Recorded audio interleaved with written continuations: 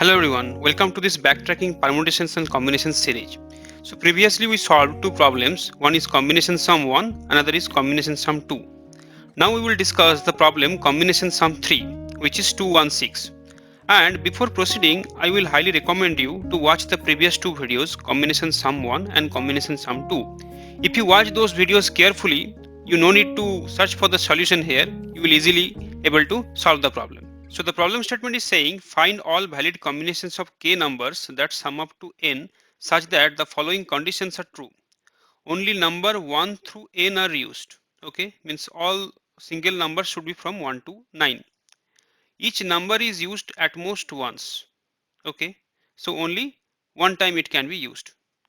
Return a list of all possible valid combinations. The list must not contain the same combination twice, and the combinations may be written in any order. Okay, so in any order if you find, you can return. Here the problem is a bit different. What it is saying, k equal to 3 means one length will be given. That means your output result where all the combinations would be of length 3 means k, and n equal to 7, that means your target sum is 7. So you have to form 7 using the numbers from 1 to 9, and the length of the combination should be also within the range of k, and then you have to check how many valid combinations you can form, and each number will be used only once. So here if you check the answer, it is saying 1 to 4 is a valid combination, that is 4 plus 2 plus 1, that is 7.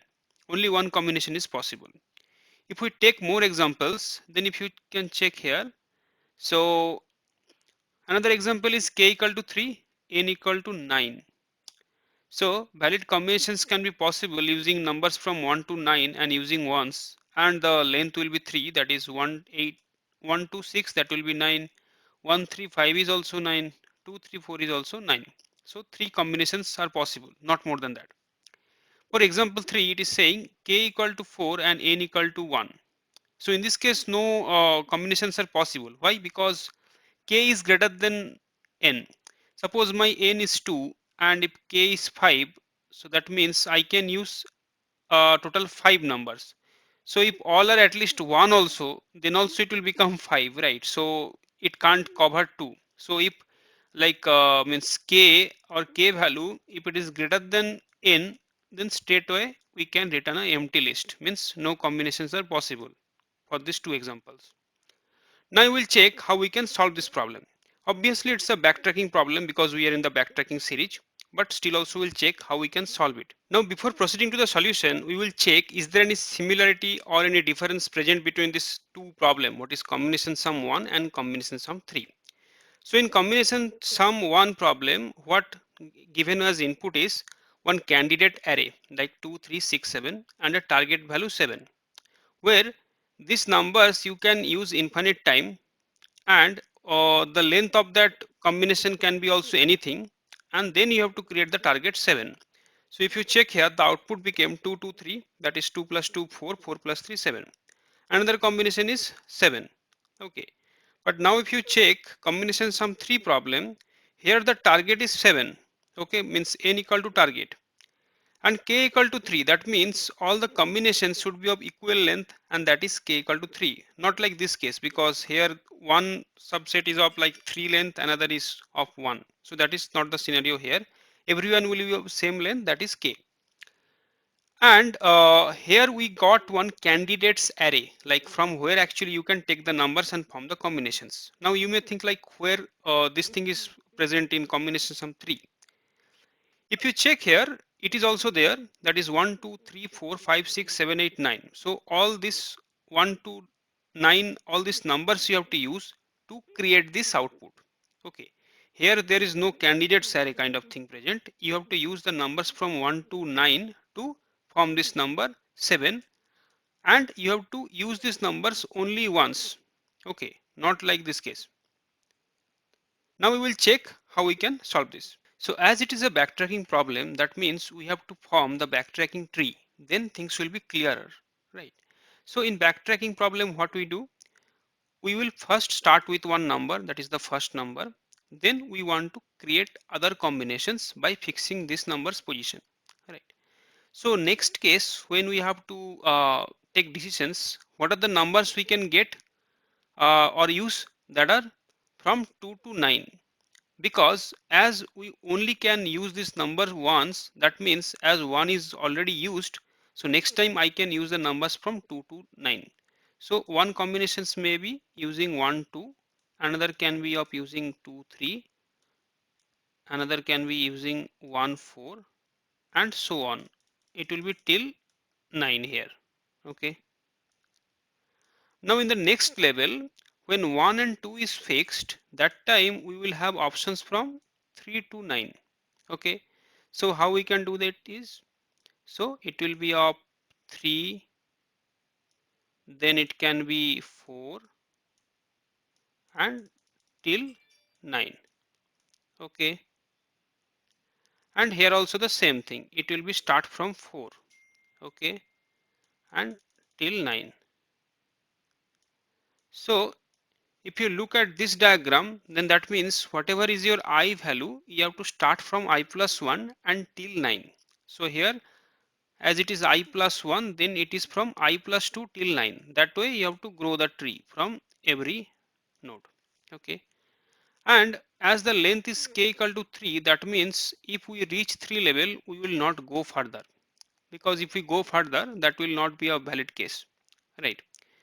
And while going, we have to add this. Suppose if I am going from here, let's see, I change the color. So while going, you have to add 1 plus 2, that is 3. 3 plus 3, that will be our 6. That means that is not forming our result. So in few cases, you will get the result. Suppose 1 plus 2, and here if it is 5 is present, okay, then it should have been plus 5 plus 2, 7 plus 1, 8. So that is one result. Similarly, 1 3 4 is a result. 1 plus 3 is 4, 4 plus 4 is 8. Apart from that, no other results are possible. And if you see that sometimes if you get some bigger result, suppose 1 plus 3 plus 4 is already 8, that means after that all these combinations you don't have to visit at all, because that will all obviously go beyond 8, right? So it is all these combinations 1, combinations 2, all problems are similar. Okay, only in the code you have to change few lines or modify few lines according to this kind of this particular problems statement. Okay, now we will see the coding. And as we started from 1, then we create all the combinations. So similar way we have to create a tree for 2 also, which will start from like 3, then till 9. Okay, and from 3 it will be like 4 to 9. Okay, then all these other combinations we will get like 2 plus 3 plus 4, 2 plus 3 plus 9, those kind of combinations, if it is actually adding up to n equal to 8. So for backtracking related problem, as 1 to 9 is present, so it will be a huge tree actually. Means in this particular screen I click, I can show also, right? Means if you draw it, you will understand more. Okay. Now we'll see the coding. So now if we start with the coding, so first thing is we have to ultimately return one list of integer. So first we will define one list of integer as result, and at the end we have to return this result, right? So first condition what we can check is if our k actually, so k is greater than n, that means we have to return this empty list. Okay, so then what we have to do is we have to call this DFS function or say backtracking functions, so which I have already written. What you have to pass there, the k value, the n value, this result, and then the target. Okay, so target is basically this n. Okay, and then what we have to pass is one start point, and then we have to pass the list of integer which will hold the current run actually. Okay, so when I was showing this structure, so let's say like 1, then the graph is forming as say 2 here. Okay, so then next level when it will be at 3. So those things 1 plus 2 plus 3, that we have to hold somewhere, right? So that for that purpose we created this means list.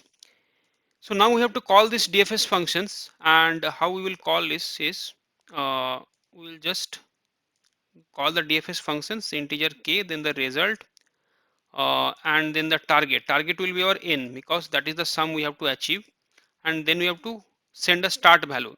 Okay, so start why it is required because in first layer we will, if for I, we have to take the range from I plus 1 to 9. Second time from I plus 1 the range should be from I plus 2 to 9. So that's why every time the start is changing, right? So we have to keep on passing in the next layer the start. Okay. Uh, Now what we will do is like we have to form the tree, right? So for forming the tree we have to iterate over this array, right? So we will check from the start means 1, and where I have to stop if it is 9 because we are using the numbers from 1 to 9 here. Okay, and what we have to do is first number we have to add in our list, that will be what, I itself, and then we have to check what is the remaining target. So what will be our new target? So our new target will be target minus I, right? So suppose first time it will be 1, then the remaining target is for this example say for 45 it will become 44, right? Now what you have to check is if our target means this new target is greater than or equal to 0, then only we will do go for the further calls. If it is less than 0, that means nothing left to further explore, means we already got our result. Or else another thing we have to check is if our size of this list which we are growing is less than equal to k, then only we'll go. If the length is already beyond this k, then there is no need to proceed, right? And we have to again call this DFS function. Okay, so next time when we are calling, so few things will change, right? So instead of n it will become new target, and instead of 1 it will become I plus 1. Okay, and as we are growing this new array list, so it will be Li. Okay, and next what we have to do is when the DFS single call is done, so we have to come back, and from that junction we have to go to the next path, right? So we have to remove also the already visited element, and these things I have done for all the other problems also, you can refer to that also, right? Now as it's a recursive call, so what will be our base condition, like where we have to stop? So if our say target is equal to 0, that means we achieved the sum, so we can collect it as a result. And also our li dot size should be equal to k. Okay, then only we will achieve take this as a result. Then what we have to do is we have to add it in the main result as a new array list. Okay, and li. So why I did a new array list here? Because Java has pass by reference, right? So if you add this li directly to this result, next time when the li will grow, it will keep on growing here also. So you have to break the reference here, right? So that's why I'm creating a new array list. Then I have to simply return from here. Okay, so now if we run it, it is working. Now we will submit it. It is working. Thanks for watching.